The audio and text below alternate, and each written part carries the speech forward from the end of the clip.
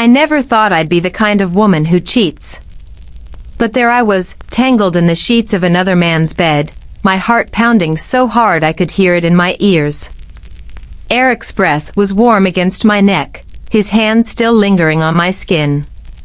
The weight of what I'd done crashed over me like a tidal wave. Guilt. Excitement. Fear.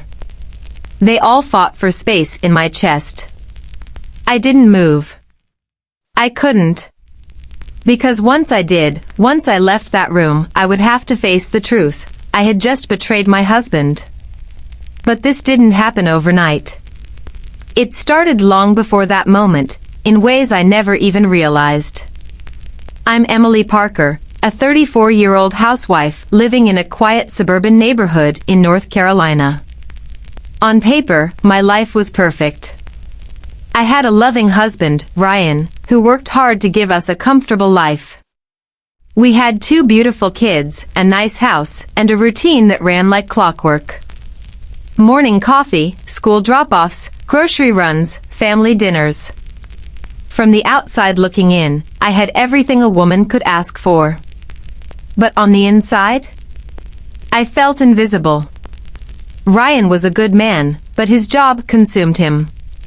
He provided for us, yes, but he was always working, always exhausted. The long hours at the office, the late-night calls, the business trips, they took him away from me, little by little. Our conversations became shorter, our touches became less frequent, and before I knew it, I had become just another part of his routine. Then Eric Walker moved in next door. Eric was everything Ryan wasn't, at least, not anymore. He was charming, attentive, and completely unbothered by the world's expectations. At 38, he had been divorced for nearly 2 years and lived alone. Unlike Ryan, he wasn't constantly buried in work. He had time to notice me. The first time we spoke was innocent enough. I was outside watering the plants when he walked over with that easy smile of his. "Hey there, neighbor," he said, his deep voice smooth like honey. I smiled back. "Hey. Welcome to the neighborhood." We talked for a few minutes, small talk about the area, his job as a freelance photographer, my life as a stay-at-home mom. He had a way of making conversation feel effortless, like I wasn't just a wife or a mother but a woman worth talking to. That day, nothing happened. But something shifted. A few weeks later, I ran into Eric again, this time at the grocery store. We ended up shopping together, laughing about the ridiculous prices of organic food, and before I knew it, I was enjoying his company. When I got home that evening, I realized something unsettling. I had looked forward to seeing him again. It was a dangerous thought, one I quickly shoved to the back of my mind. But ignoring it didn't make it go away. Eric had a way of being there at the right moments. When I struggled to carry groceries inside, he appeared, offering to help. When I was outside with my kids, he'd come over and play with them, his easy laughter filling the air.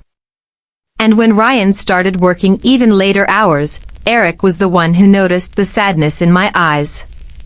Then came the moment that changed everything. One evening, I was outside grabbing the mail when Eric stepped onto his porch, stretching after a jog. His gray t-shirt clung to his chest, damp with sweat. He caught me staring. I should have looked away. I should have walked back inside. Instead, he smirked. "See something you like?" I rolled my eyes, laughing nervously. "Please, don't flatter yourself." But my pulse betrayed me. I could feel the heat creeping up my neck. And then, he did something that made my stomach flip. He held my gaze just a little too long. It was only a few seconds, but in those seconds, something unspoken passed between us. A tension I hadn't felt in years. I turned away first, hurrying inside, my heart racing. That night, lying next to Ryan in bed, I couldn't stop thinking about Eric.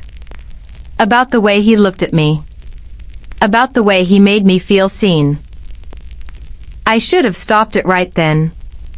I should have put up walls, drawn clear lines. But I didn't. And that was my first mistake. I told myself it was harmless. The smiles, the playful banter, the way my heart raced when Eric was near, it was just a silly crush. A fleeting moment of excitement in an otherwise predictable life. Nothing more. But deep down, I knew better. Because when you start hiding things, even little things, it means you already know they're wrong. It started with innocent conversations. Eric and I would talk over the fence while I watered my plants or while he worked on his car in the driveway. He always had something interesting to say about his photography, his travels, his thoughts on life. He made me laugh in a way I hadn't laughed in years. One afternoon, while Ryan was at work and the kids were at school, I found myself lingering outside, hoping Eric would step out. When he finally did, my stomach fluttered. "Hey, stranger," he called, tossing a ball for his dog. I smiled, pretending I wasn't ridiculously happy to see him. "Hey. You doing anything exciting today?" I shrugged. "Laundry, dishes, grocery shopping. You know, the glamorous life of a housewife." He grinned. "Sounds exhausting. You should take a break."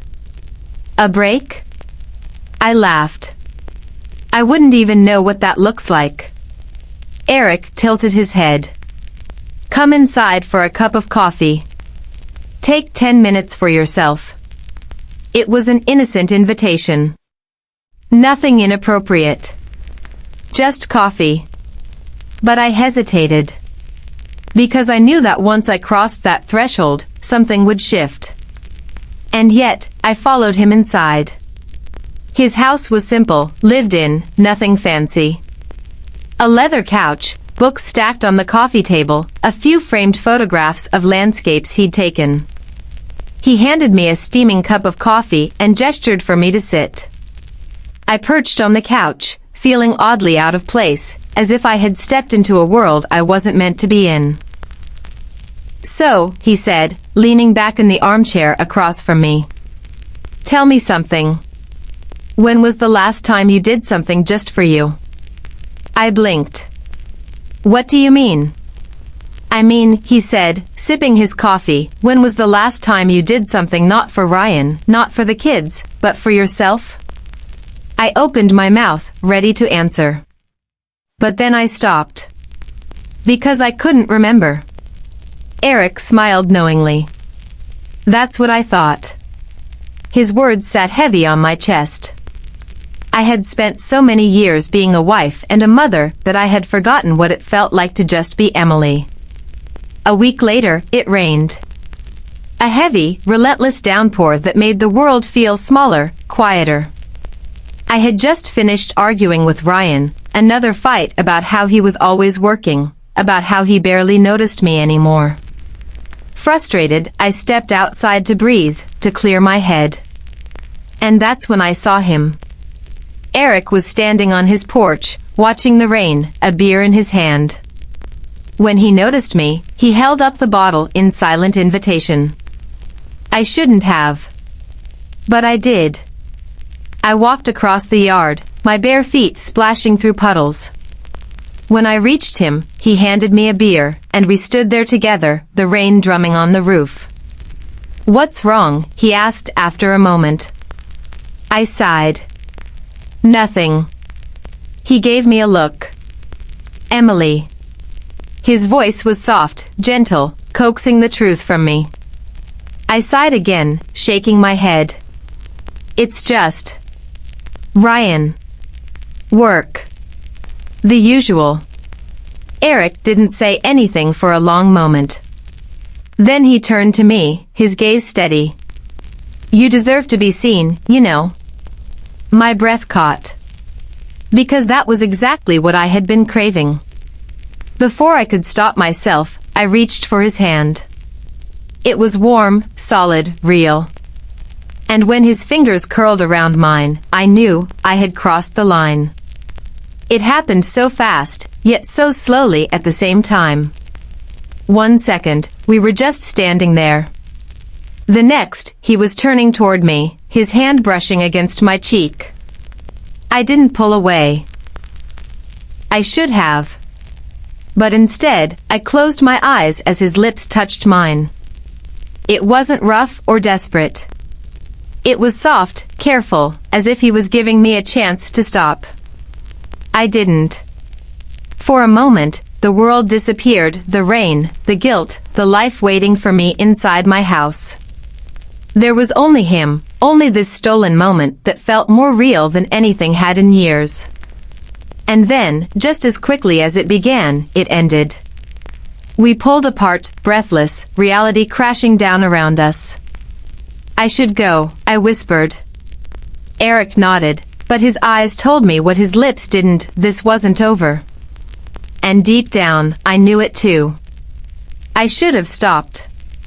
That night, after I kissed Eric, I lay awake next to Ryan, staring at the ceiling, guilt pressing against my chest like a weight I couldn't shake. But guilt and desire are strange companions. One whispers regret, the other tempts you with more. And in the end, desire won. The affair, it didn't take long before that kiss turned into something more. Eric and I found excuses to see each other. A quick chat in his driveway, a friendly visit when Ryan was at work, a casual lunch that turned into hours of tangled sheets and whispered confessions. It wasn't just about the physical connection, though that part was intoxicating. It was about the way he made me feel. Wanted. Cherished. Alive. With Eric, I wasn't just a mother, a housewife, or someone waiting on the sidelines of her husband's career. I was a woman again. At first, we were careful. Every touch stolen, every meeting planned, every alibi rehearsed. But the deeper we fell, the more reckless we became. I started coming home with flushed cheeks and shaky hands. My phone buzzed with messages I couldn't open in front of Ryan. I laughed more, dressed differently, wore perfume even when I had nowhere to go. And Ryan noticed. Suspicion. One evening, as I set the table for dinner, Ryan leaned against the kitchen counter, watching me. "You seem different lately," he said. I forced a smile. "Different how?" He shrugged. "I don't know. Happier, I guess." He paused, his eyes narrowing slightly. "Anything I should know?" My heart pounded. Did he know? Had I been careless? I shook my head too quickly. Of course not. I've just been taking better care of myself. Ryan studied me for a long moment before nodding. Good. You deserve that. The guilt was unbearable. That night, I told myself I would end things with Eric. That I would stop before I lost everything. But addiction isn't just to substances, it's to feelings, too. And I was addicted to him. The end came in the most unexpected way. It wasn't a dramatic confrontation. It wasn't Ryan catching us in bed or reading a secret text message. It was a simple accident. One afternoon, I was in Eric's house, wrapped in his arms, when my phone rang. Ryan's name flashed on the screen. I panicked, scrambling to grab it, but as I did, I knocked over a glass of wine. It shattered against the floor, the red liquid seeping into Eric's rug like spilled blood. I answered, breathless. Hey. Ryan's voice was sharp.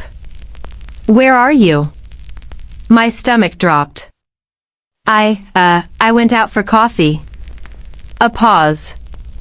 Then, cold and steady, Ryan said, I see your car, Emily. It's parked right in front of Eric's house. When I got home, Ryan was waiting. He didn't yell. He didn't throw accusations. He just stood there, hands clenched at his sides, looking at me like he didn't recognize me anymore. How long? He asked. I opened my mouth, but no words came out. He nodded, as if my silence was the only answer he needed. Then he walked past me, out the door, and just like that, everything I had built, everything I had risked, shattered around me. I wanted to run after him. I wanted to say I was sorry, that it didn't mean anything, that I still loved him. But the truth was, I didn't even know who I was anymore. In the end, Ryan didn't forgive me. We separated within weeks. The kids stayed with me most days, but he kept his distance, our once perfect marriage reduced to cold exchanges and legal documents. And Eric? He moved away not long after. I don't blame him. We were never meant to last. Now, when I look back, I don't know what I regret more, the affair itself, or the fact that, for the first time in years, I had felt truly alive. Because the truth is, sometimes the worst mistakes are the ones that remind us we're still breathing.